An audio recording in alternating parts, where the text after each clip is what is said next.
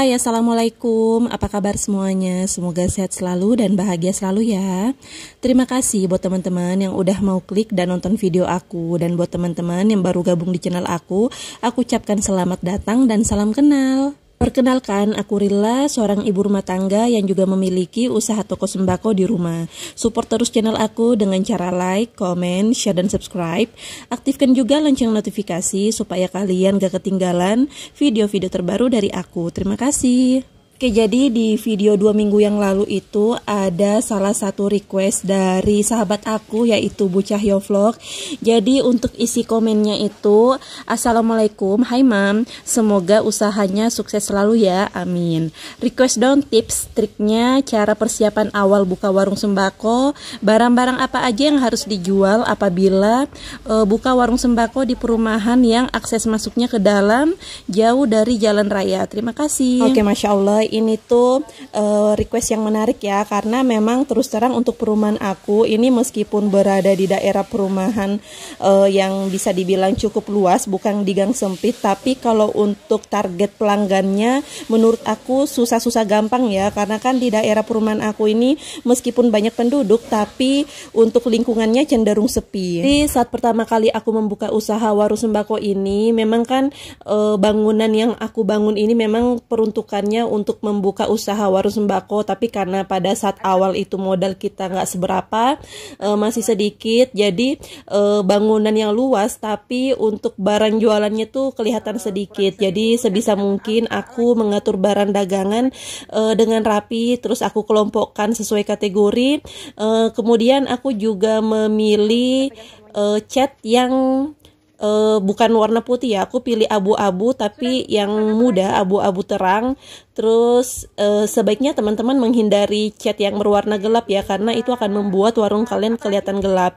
Nah, jadi sebisa mungkin ketika kalian membuka usaha warung sembako, pilih warna-warna yang cerah seperti putih, kuning, atau abu-abu muda. Pokoknya warna-warna yang cerah supaya warung kalian itu kelihatan terang. Untuk meja kasir juga sebaiknya ada di warung kalian, karena disinilah tempat kalian bertransaksi ke pelanggan kalian.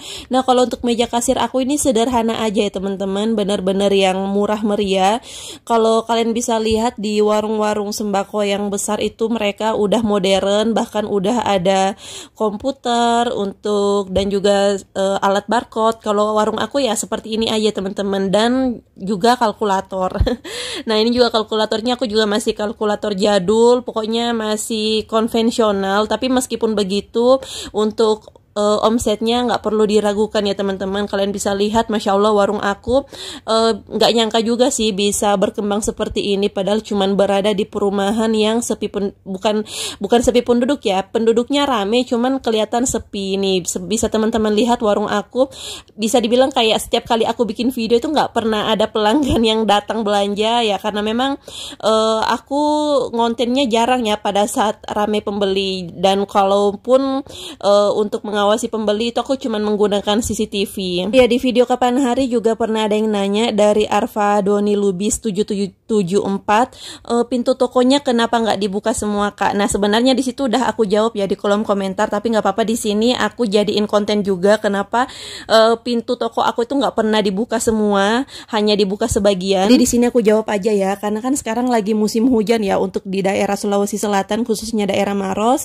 Nah, jadi ketika hujan itu air hujan sering masuk dan tampias masuk ke warung. Jadi meskipun udah ada kanopi yang kurang lebih panjangnya 2-3 meter, tapi tetap aja air hujan itu sering tampias masuk ke warung. Itu alasan pertama. Terus yang kedua, misalnya kalaupun hari lagi cerah itu biasa, menurut aku warung aku udah cukup terang ya, meskipun cuman dibuka sebagian, dan aku juga meminimalisir dari yang namanya debu, dan juga kalau misalnya aku mau sholat itu warung aku nggak perlu repot-repot lagi ditutup semua, karena aku cuman buka sebagian. Yang penting tetangga aku tuh udah tahu kalau warung aku itu buka. Dan kebetulan ini hari Minggu ada Pak suami, jadi aku bisa gantian untuk jaga warung, dan aku juga minta tolong sama Pak suami untuk pintunya dibuka selebar-lebarnya, karena terus terang aja untuk pintunya itu menurut aku agak berat ya untuk bagian penguncinya. Sebenarnya bisa sih kalau diusahakan, cuman ya akunya aja yang kalau misalnya nungguin Pak suami aja supaya bisa sekalian dibersihkan juga untuk di sela-sela warungnya. tentunya. Menurut aku ide bisnis warung sembako ini tuh sangat merakyat, jadi nggak pernah kehabisan yang namanya calon pembeli. Karena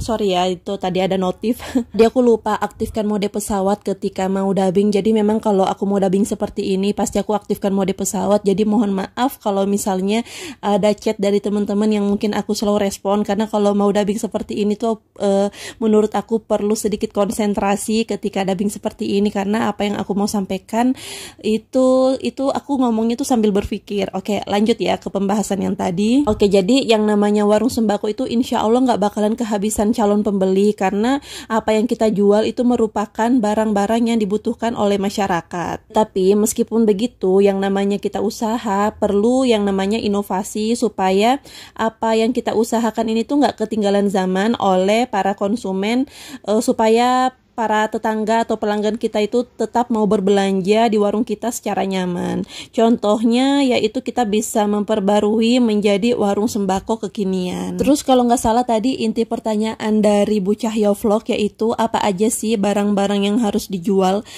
buat kita yang sebagai pemula ketika membuka usaha warung sembako di gang sempit.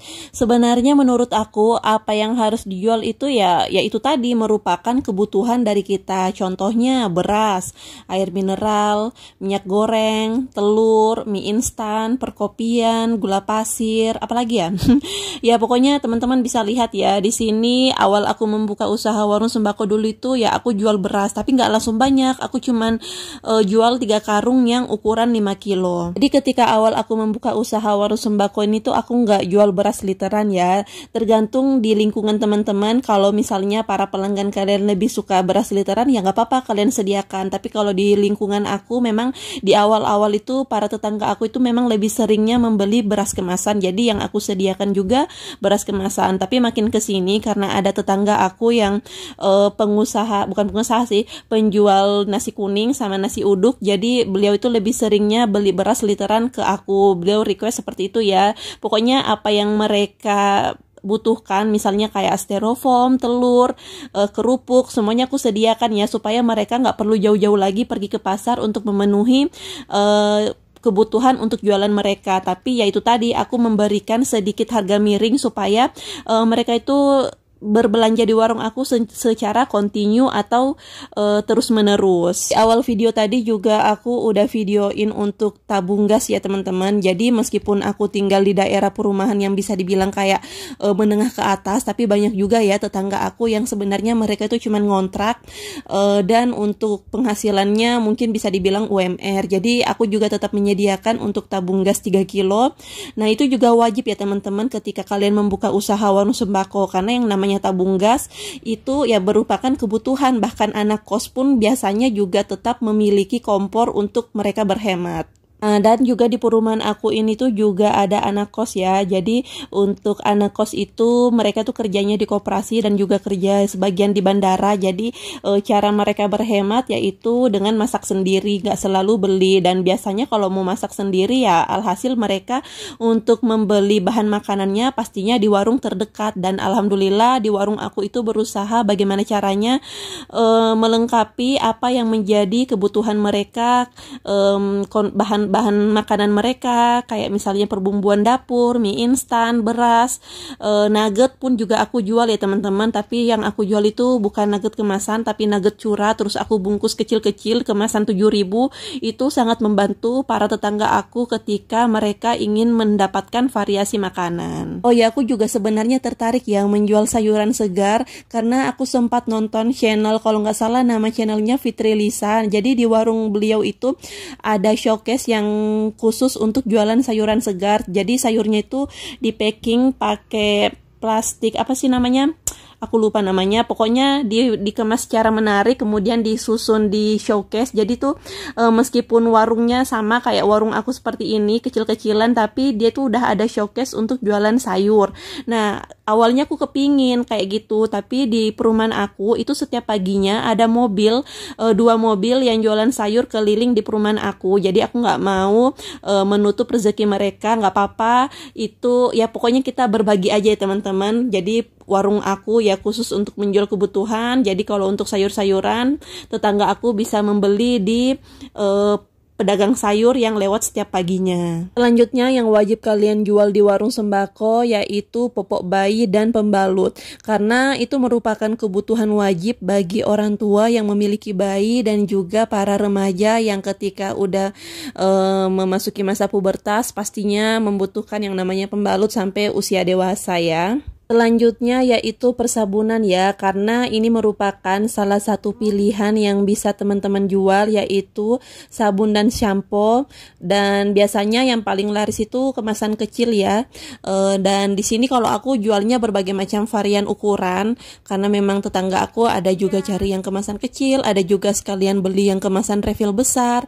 Nah, jadi teman-teman bisa mempelajari aja kira-kira di sekitar kalian itu, maksudnya pelanggan kalian itu lebih sukanya kemasan kecil atau kemasan besar.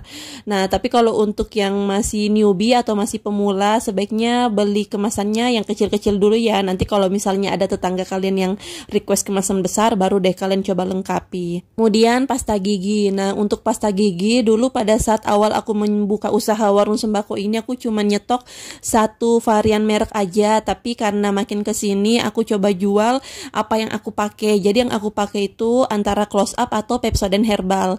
Nah, jadi aku coba jual dan ternyata laku ya teman-teman. Jadi sebenarnya kalian cukup jual apa yang kalian pakai dan yang mungkin pada umumnya dicari oleh para konsumen kalian, ya coba kalian jual, tapi nggak usah banyak-banyak, sedikit aja dulu. Nah, selain pasta gigi juga wajib nyetok sikat giginya. Nah, ini untuk sikat gigi aku juga jualnya yang murah dulu ya teman-teman, yang harga jualnya 5.000 per satu sikat gigi. Tapi di sini aku juga coba jual yang kemasan premium, bukan premium ya, yang agak mahal sedikit. Nah, jadi intinya apa yang aku pakai coba aku jual dulu. Jadi meskipun kalau nggak laku ya aku pakai ya teman-teman, intinya kayak gitu. Dan juga sabun batangan. Sabun batangan juga ini cukup laris ya. Ini juga ada sabun bayi dan juga sabun yang kemasan 5 ribuan, dan juga ini sampo saset juga ini cukup laris di warung aku. Ada yang cari kemasan botol, ada juga yang cari kemasan saset. Tapi aku perhatikan makin kesini, sekalipun orang kaya juga lebih suka pakai yang kemasan saset ya. Mungkin kalau pakai kemasan saset itu dianggapnya lebih tertakar dan juga nggak belepotan. Nah, untuk deodoran juga aku juga jualnya yang kemasan saset ya teman-teman. Ada sih sebenarnya yang aku jual yang kemasan botol, tapi nggak banyak, paling cuman ada 3 botol aja. Selanjutnya bumbu instan. Nah, pada saat aku bikin video ini, tadi ada tetangga aku yang beli ladaku 5 bungkus sama bawang putih bubuk 2 bungkus. Sebenarnya untuk bawang putih bubuk itu kayaknya beliau mau beli 5 bungkus ya, tapi karena kehabisan stok aku sisa 2, jadi ya alhasil ya mereka cuman beli yang ada aja. Kemudian untuk racik, dulu pada saat awal aku membuka usaha warung sembako ini, aku cuman jual racik 2 varian rasa aja, yang ayam sama tahu tempe. Kalau untuk yang racik sayuran itu belum ya teman-teman, baru-baru ini aku coba melengkapi dan ternyata banyak juga yang cari kayak racik capcay, racik sayur tumis, sama racik lodeh ya kayak gitu. Nah, untuk perkecapan ini juga aku biasanya jual yang lagi promo aja ya di Indogrosir. Jadi kalau kalian lihat ini kenapa ada berbagai macam rasa untuk persambelan ya, karena memang aku beli apa yang lagi promo ya. Lumayan banget ya teman-teman kita beli harga promo supaya kita bisa menjual sedikit murah dibanding minimarket. Nah, salah satu favorit aku ini Indofood Bangkok ya teman-teman. Kalian pernah coba nggak sih? Rasanya tuh kayak asam manis pedas kayak gitu. Pokoknya enak banget. Nah, untuk kecap saset juga di sini aku jual berbagai macam ukuran ya. Ada yang 500, 2000, ada juga yang kemasan botol kayak gitu ya. Nah, selanjutnya yaitu gula pasir. Pasti yang namanya warung sembako itu selalu ada yang namanya gula pasir, karena memang gula pasir ini merupakan kebutuhan. Apalagi kalau kalian punya tetangga yang memiliki usaha kue atau jualan minuman dingin, sebaiknya coba kalian ajak kerjasama. Kalian coba memenuhi kebutuhan mereka. Nggak apa-apa kalian sedikit ambil untung sedikit, yang penting mereka itu ambilnya banyak dan konsisten kayak gitu. Selanjutnya pertepungan. Nah, ini pertepungan ada banyak macam ya, ada tepung beras, tepung kanji, tepung terigu, dan juga tepung maizena. Nah, jadi kemarin pada saat awal membuka warung itu aku cuma nyetoknya sedikit-sedikit ya, paling cuma 3 bungkus aja dalam macam-macamnya itu.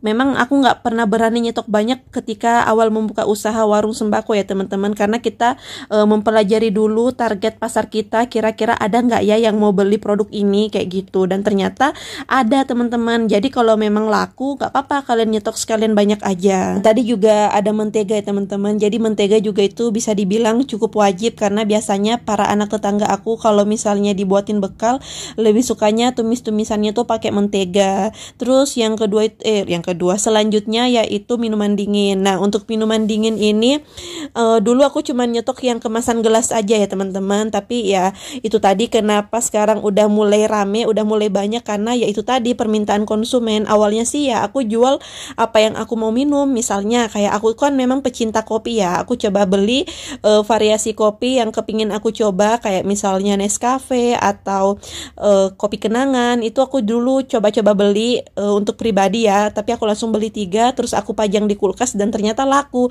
Jadi kayak gitu ya teman-teman, awalnya itu sebenarnya yang aku jual yang merupakan keinginan aku, tapi sebelum aku konsumsi coba aku pajang dulu di warung kayak gitu. Selanjutnya untuk cemilan di sini juga aku selalu berganti-ganti ya teman-teman. Pokoknya yang aku jual yang merupakan promo di Indogrosir. Nah, karena aku merupakan member, jadi pastinya ada harga untuk pedagang ya. Kalau misalnya aku beli ketika tidak promo itu, misalnya kayak taro itu aku jual 2.000 tuh biasanya nggak untung teman-teman. Tapi kalau misalnya dapat harga member dan juga harga promo itu aku bisa jual harga 2.000.